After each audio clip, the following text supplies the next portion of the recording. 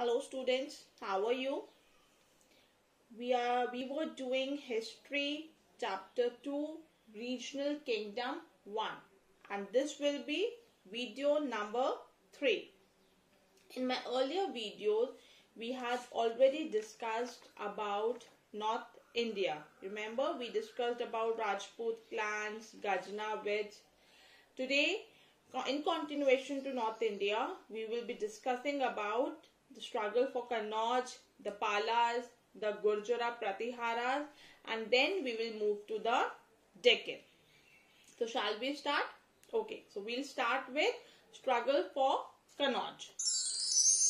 Now see, Kannauj, it was the most important city in North India, and the way it was located, location was such that whosoever would control Kannauj, they would directly control all the resources of the entire Ganga valley. Resources here I mean minerals, agriculture and trade. So everybody were in a fight to control Kannauj. Then since the 8th century, there was a struggle between Palas, Gurjara Pratiharas and Rashtrakutas. This struggle was called tripartite struggle. What do you mean by tripartite? See, tri means 3. Tri, okay? T-R-I, tri. It means 3.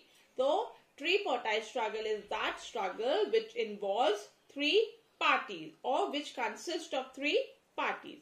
So, there was a struggle between Palas, Gurjara, Pratiharas and Rashtrakutas to control Kannauj.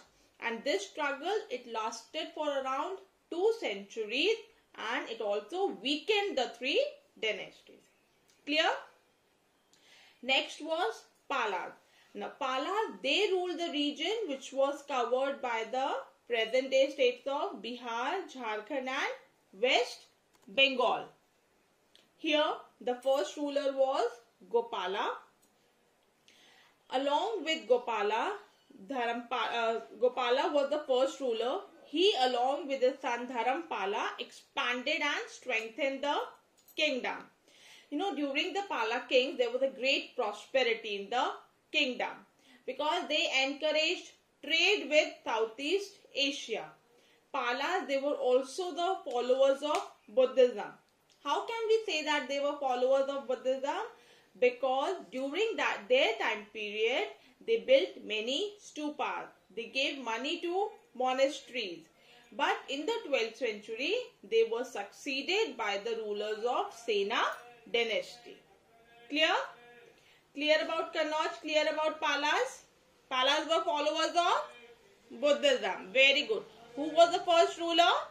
Gopala. Next we move to Gurjara Pratiharas. Now these Gurjara Pratiharas, they ruled over parts of Rajasthan and Gujarat. Okay? So I was talking about Gurjara Pratiharas. They ruled over parts of Rajasthan and Gujarat. Who was the most powerful ruler here? He was Bhoja. He ruled from 836 to 882.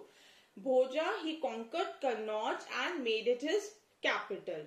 Later on, he was succeeded by his son Mahendrapala, who expanded the empire further. So till Bhoja, when Bhoja was the ruler, everything was good.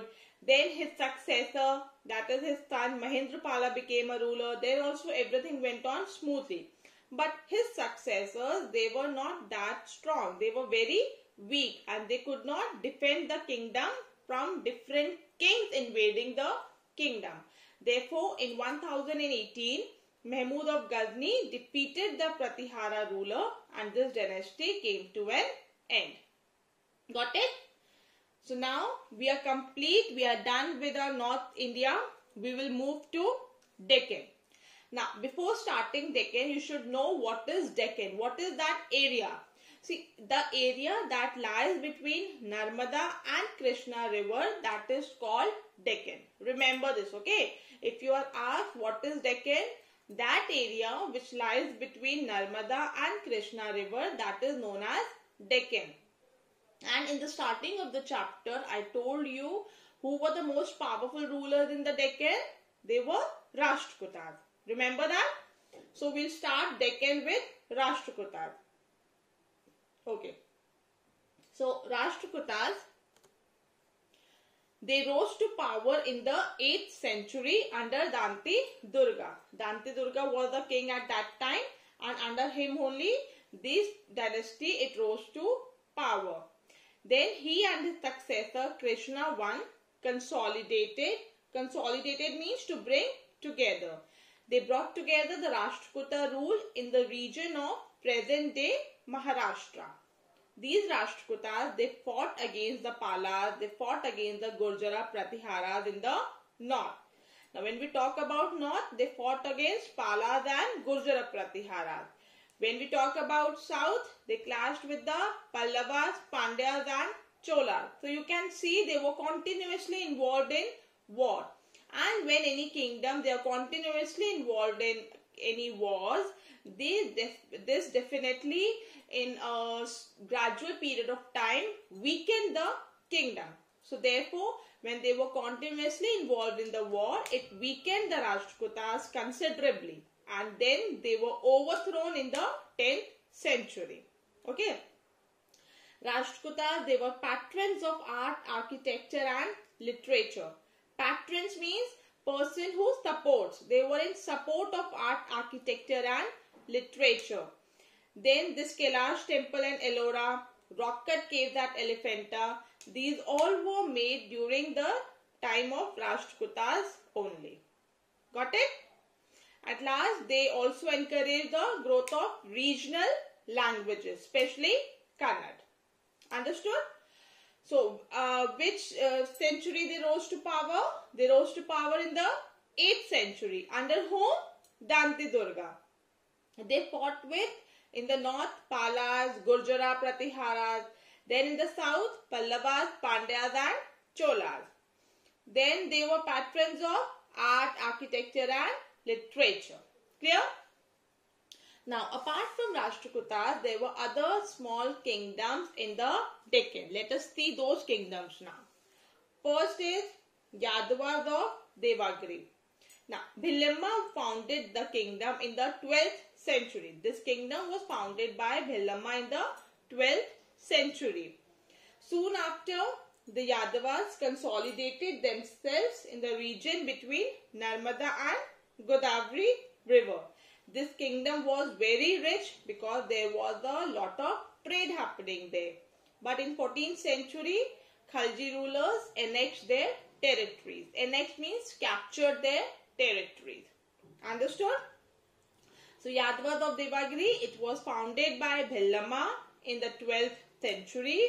There was a lot of trade due to which this kingdom was very rich. But in 14th century, the Khalji rulers annexed their territories. Now next is Chalukyas of Kalyani. Chalukyas of Kalyani, they were also known as later Chalukyas or Western Chalukyas. Here the greatest ruler was Vikramanka. Okay. They also built many temples in different places in Karnataka. Vikramanka, he and his successors, they built many temples in different places in Karnataka. Next is Kaikatyas of Warangal. Kaikatyas, they ruled in the 12th and 13th century. Their kingdom was between Godavari and Krishna river. Okay. In which century? 12th and 13th century, between Godavari and Krishna rivers. These Kaikatyas, they were the followers of Shaivism. Shaivism means believers of Lord Shiva. Then in the 14th century, this kingdom was conquered by Sultans of Delhi. Got it? Next is Hoysalas of Dwara Samudra. Hoysalas, they ruled the region which was covered by present day Karnataka. Here the most powerful king was Vishnu Vardhan. But at last this kingdom was also absorbed into the Delhi Sultanate. And this Delhi Sultanate, this entire Sultanate period, this we will be studying in the next chapter. Clear? So with this we are done with the entire north. We are done with the entire Deccan. Now in my next video we will be discussing about south. Now, who were the powerful rulers in the Deccan? They were Rashtrakutas. And which were the other kingdoms there?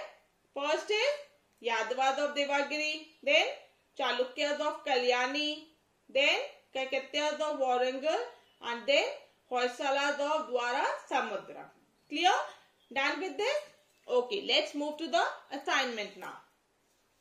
So this will be your assignment number 3. Question number 1. Which area was ruled by the Gurjara Pratiharas? You only have to write the area, the place. Question number 2.